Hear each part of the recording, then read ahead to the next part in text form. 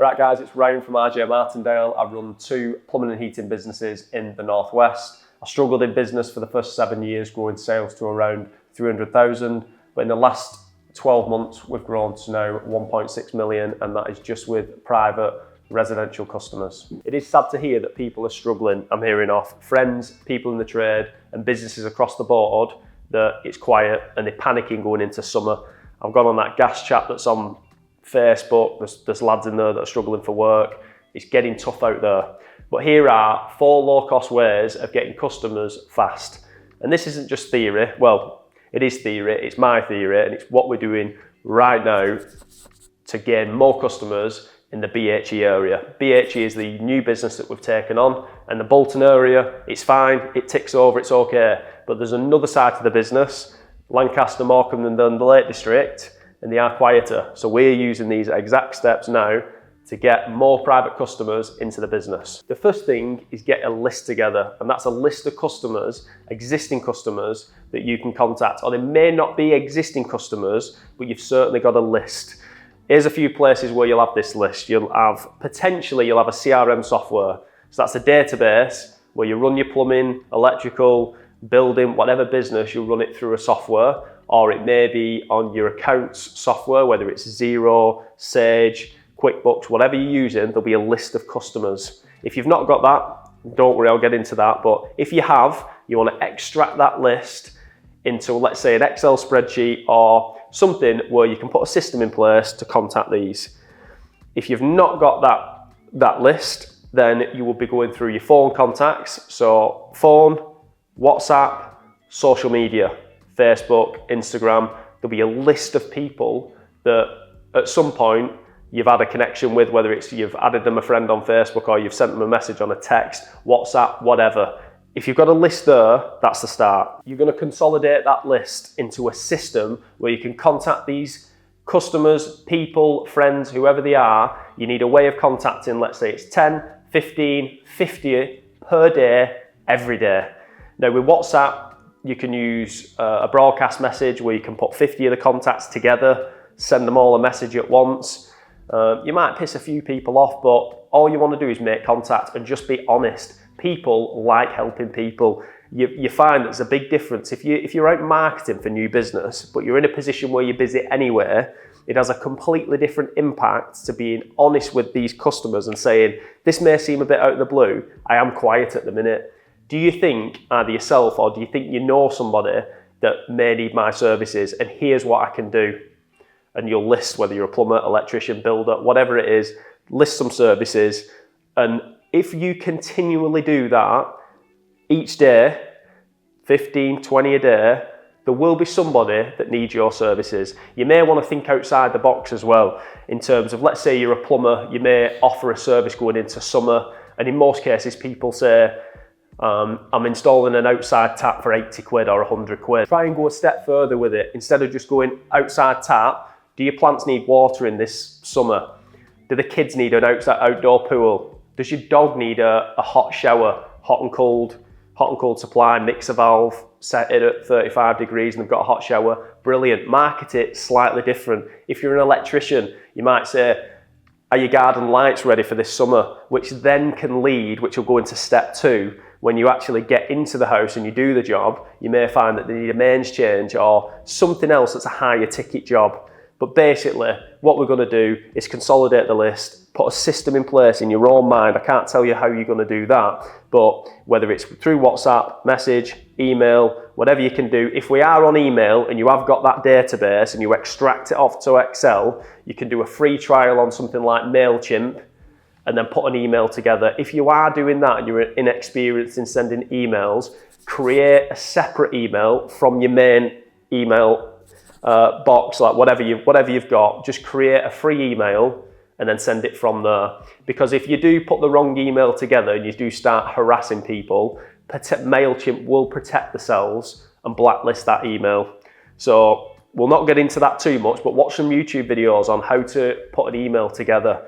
But email's great, but does not have the same open rate as likes of SMS or WhatsApp or even Facebook. SMS and WhatsApp could be a great start.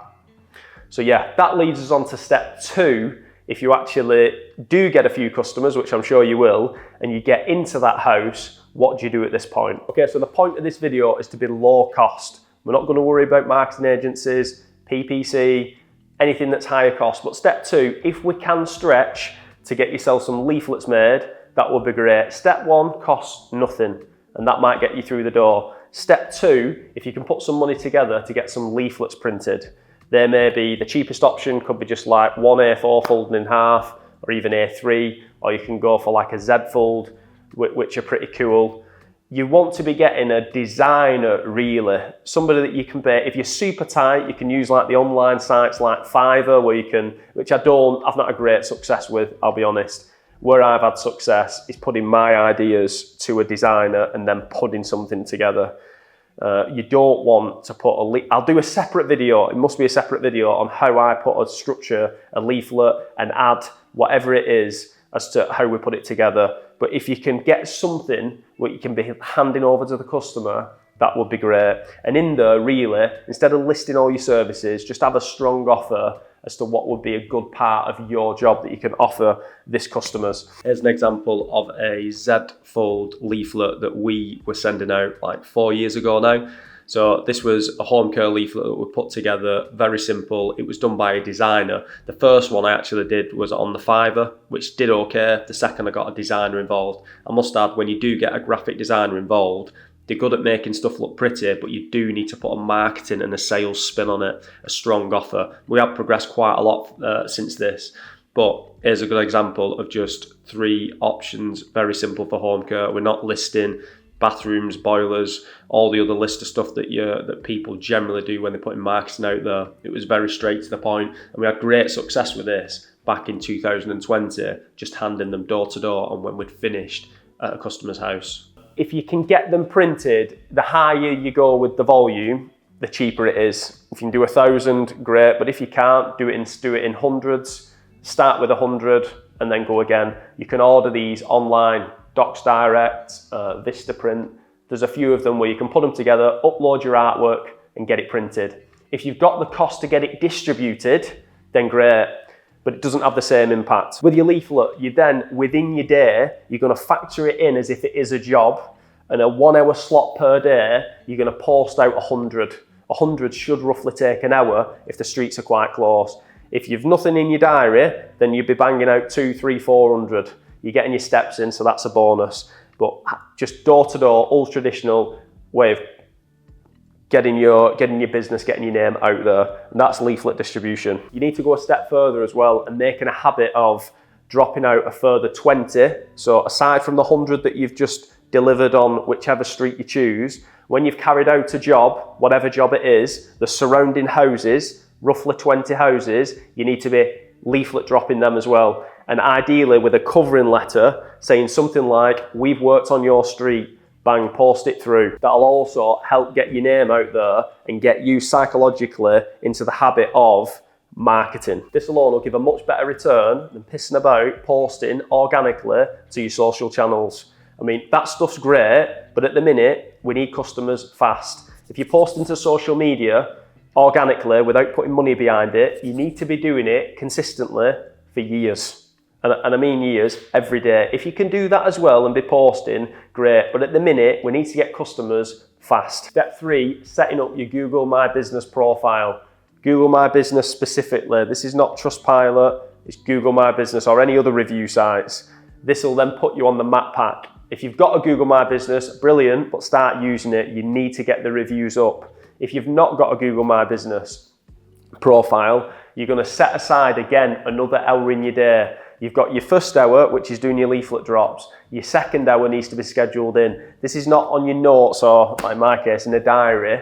This is booked in as a job, preferably in the morning while you're switched on, because I believe you're not the same person in the afternoon when you're knackered, especially if you're on the tools. So if you can get that done in the morning, you don't need a marketing company to set this up. Basic information like your business name, the services that you offer, the key services that you offer, the postcodes that you work in, which ties into your location. You may need to video verify this process, but stick with it and get on with it. They may post something out to your house And then I'm not sure whether you might scan a barcode, put a code in, and then video verify your business, or in a lot of cases, your home address. We've needed to do this recently with BHE Services because of the change of address. Once that's set up, you need to be getting reviews. Before you get your reviews, get some pictures on of your latest work if you can. You could even use the artwork on your leaflet as an offer or as a product that you're selling. Watch some videos on YouTube that'll probably explain it better than me as to how to optimize the Google My Business profile. Again, this doesn't need to be done professionally. You just need to put in a bit of time to do it. Once this is all set up, you've got your pictures, your addresses in, great. You need to get reviews. This needs to be a habit as part of the job. So every customer that you leave, can you leave us a review? Make it easy for them, send them the link to your Google My Business page, whatever you need to do to get them reviews. If you've not got any work in, if you really just sit down and have a think, you will have 15, 20 customers that I call die-hard customers. These customers love you. Contact them directly by your SMS. Again, just text them, WhatsApp. You can say something like, "Hiya, Mr. and Mrs. Smith. I'm struggling for work at the minute, so I'm setting up a Google My Business profile to help get my business out there. Is there any chance that you can send us a review?" In most cases, they will leave a review. Get them built up. You're on the Google My Business listing then, you're on the map pack, and you're becoming more apparent within your area. And just one more thing on that, doesn't matter what industry you're in, you need to be getting 100 5-star reviews as soon as possible. That is the priority. If you're watching this video, I often speak to my cousin, George, GM Windows and Doors, about we have an unfair advantage in this market. Okay, some of the tech people and other businesses, online sites, it is drilled into them to get reviews. There's a lot of companies out there that are so far behind in the trade industry that you'll look in certain areas, like we've done this in BHE over in Lancaster, and they've got businesses that have got 5, 6, 7 reviews. It's bobbins. RJ Martindale, now we're pushing towards 600. When a customer is looking at 2 businesses and one business has got disproportionate amount of reviews to the other, it makes it much easier to convert that customer. Jumping in again here because I have got a problem with BHE Services. It is much better now, but when we first started, it wasn't a lack of reviews that we had. I think they had around 40, 50 reviews, but the rating was around 4.2. It was awful because they got a number of 1-star reviews from when they used to do the social, the council work, where tenants would be complaining, like ridiculous from years ago. So it was one of the priorities to get this up as soon as possible. Now we're at 4.6 out of 5 because we're trying to get as many 5-star reviews as we can to get that more towards 4.8 or 4.9. And to give you an idea as well, if you do get a 1-star review, it takes roughly 70 5-star reviews to pull yourself back up from a 4.9 to a 5. That's what it was a few years ago. I'm not sure what it is now. It would be very difficult to do this now with BHE Services. But what I'm getting at is that even though RJ Martindale, that side of it's doing really well, I have got issues on the BHE Services side that we've got to fix. Because again, when it comes into quoting and you're comparing 2 businesses, it stands out so much on the reviews. So again, if you're watching this video, you've got that unfair advantage. Get stuck into it, make it a habit, and drive them reviews. Step 4, referrals. Now this follows on from step 1 and step 2. At this point, I'm hoping you've got a job. You may have heard the term referrals and you think you often see like email referrals or find such a person to get 50 quid. This is not what I'm talking about. I'm talking about trying to get a job off a job, and that should be the aim. For every job you do, you want another job off that job. And then from a marketing point of view, when you're really starting putting spend behind it, this halves the acquisition cost. So what that would look like is when you finish the job, if we're super tight on cost at this point, you're going to give the customer another leaflet.